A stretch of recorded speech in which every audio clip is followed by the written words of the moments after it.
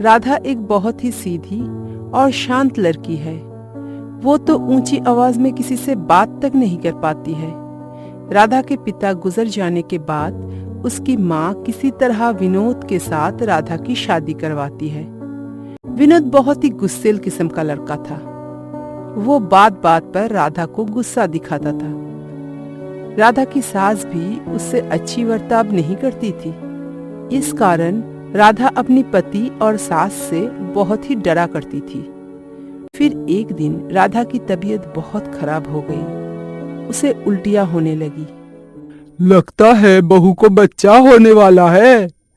तू एक बार डॉक्टर को दिखा ला बेटा। नमस्ते डॉक्टर साहब, ये मेरी बीवी राधा है। बताइए आपको क्या प्रॉब्लम है? चक्कर आ रहा है और बहुत उल्टी हो रही है। ठीक है, बेड पर लेट जाइए, मैं जांच करके देखता हूँ। डॉक्टर जांच करने के बाद बोलते हैं, विनोद बाबू, एक खुशखबरी है, आप पिता बनने वाले हैं। ये तो बहुत खुशी की बात है। अब हमें क्या करना पड़ेगा डॉक्टर? मैं कुछ दवाई लिखकर दे रहा हूँ, वो टाइम पे देते रहना। अच्छा ठीक है, अब चलते हैं। नमस्ते। वो लोग घर लौट आते हैं। माँ होने की खबर सुनकर राधा की सास कहती है, मुझे तो पोता ही चाहिए, इसलिए बहू तुझे लड़का ही पैदा करना पड़ेगा। विनोद भी अपनी माँ की बात का सहमति देता है, लेकिन राधा कुछ नहीं कह पाती। का आएगा ये सोचकर राधा की सास राधा की अच्छे से देखभाल करने लगी। उसे भारी काम भी करने नहीं दे रही थी। ऐसे देखते देखते 9 महीना बीत गया।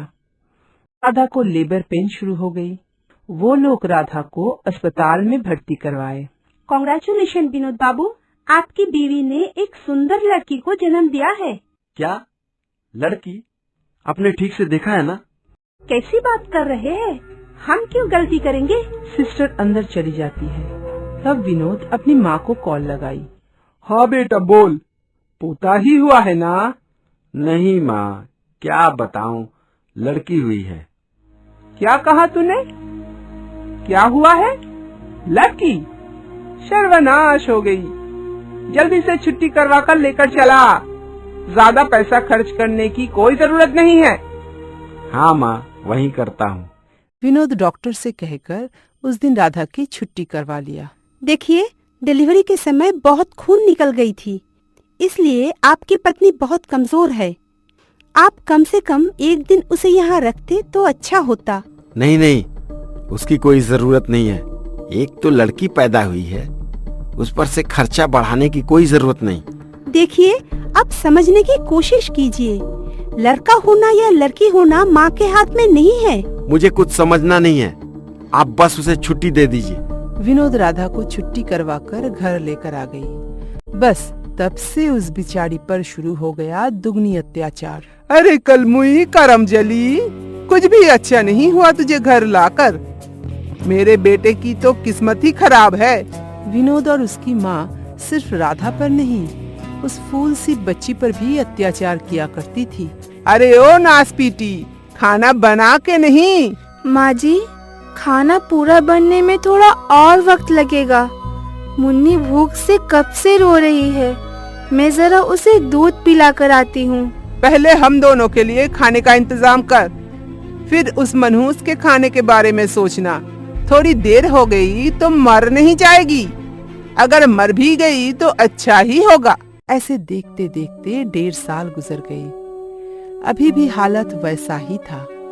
इतने में एक दिन काम करते समय राधा बेहोश होकर गिर गई। डॉक्टर को दिखाने से पता चला कि राधा फिर से माँ बनने वाली है। वाह, लगता है भगवान ने अब मुझ पर दया किया है। मुझे फिर से एक बार मौका दिया है पोते की दादी बनने का। इस बार लड़का ही होगा। लेकिन इस बार अगर फिर से लड़की हुई तो? तू एक काम कर, डॉक्टर को पैसा खिलाकर जान ले कि बहू के पेट में पल रहे बच्चा लड़का है या लड़की। राधा ये सब बात सुन लेती है, लेकिन डर के मारे कुछ नहीं कह पाती। अगले दिन माँ के कहे मुताबिक विनोद जब राधा को फिर से डॉक्टर के पास लेकर जाता है, तब राधा मन ही मन कहती है, हे भगवान, इस बार लड़का ही देना। फिर विनोद डॉक्टर के पास आकर कहा, देखिए डॉक्टर साहब, आप जरा हमें बता दीजिए कि मेरी बीवी के पेट में जो बच्चा है वो लड़का है या लड़की। लेकिन ये तो कानूनन जुर्म है, मैं ऐसा कैसे कर सकता हूँ? तब विनोद कुछ रुपए डॉक्टर को देकर कहा, डॉक्टर साहब, आप चाहें तो सब कुछ हो सकता है। डॉक्टर लालच में आकर राधा की बच्चे की लिंग निर्धारण परीक्षा करते हैं। परीक्षा में डॉक्टर ने देखा कि राधा को फिर से लड़की होने वाली है। आपकी बीवी को लड़की होने वाली है? क्या, फिर से लड़की? हाँ। अब आप क्या करना चाहेंगे?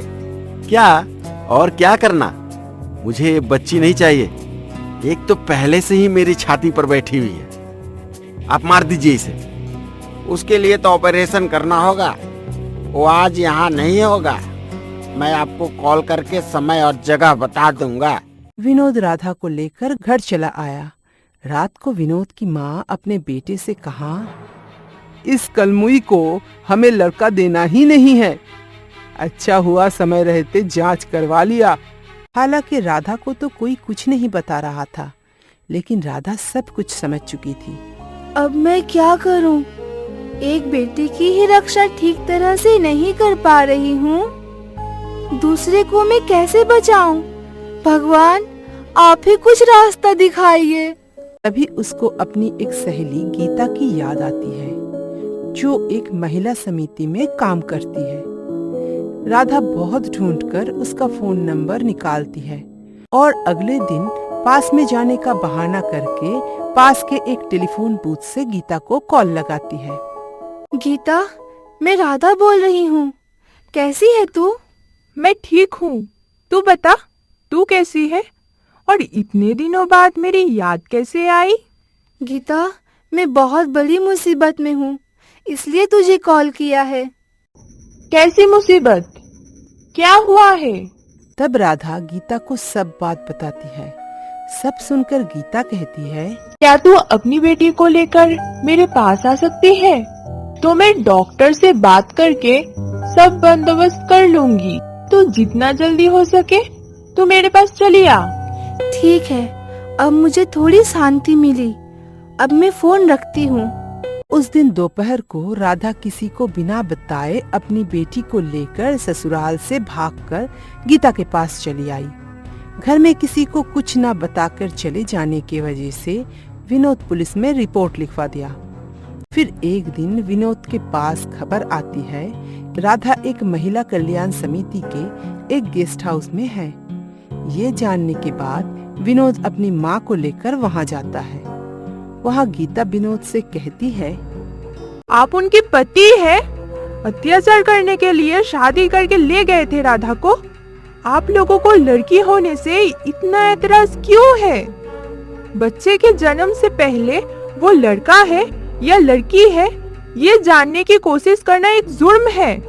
आप लोगों ने कानून के नजर में बहुत बड़ा जुर्म किया है। आप जैसे लोगों को तो गिरफ्तार कर लेना चाहिए। मुझसे भूल हो गई, मुझे माफ कर दीजिए। हाँ, हमारे सोच में ही गलती है, हमें माफ कर दीजिए। आप भी तो एक लड़की है, एक माँ है, फिर आप लोगों को ऐसी सोच कहाँ से आते हैं? बेटी, मैं प्रायश्चित करना चाहती हूँ, बस मेरी बहू और पोती हमें लौटा दो।